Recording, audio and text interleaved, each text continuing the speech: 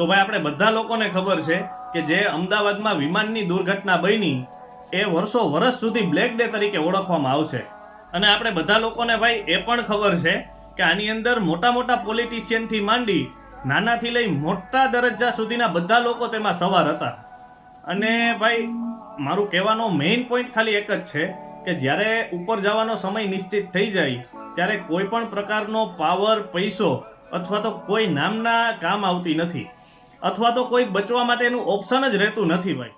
તો આ જમાનામાં ભાઈ વધારે પડતા એવા લોકો છે કે જે ભવિષ્યની ચિંતામાં પોતાનું વર્તમાન બગાડી નાખે છે ભાઈ. તમને શું લાગે છે કે એરોપ્લેનમાં જેટલા લોકો સવાર હતા એના કોઈના કંઈ સપના નહીં હોય ભાઈ? બધાના કંઈક ને કંઈક સપના હશે, પણ જ્યારે પણ ઉપરવાળાનો બોલાવો આવ્યો ત્યારે કોઈને પણ એક એક્સ્ટ્રા સેકન્ડ પણ મળી નથી ભાઈ સપના પૂરા કરવા માટે.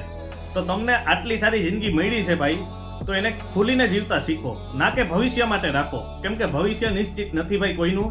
તમને જે મજા આવે એ વસ્તુ કરો.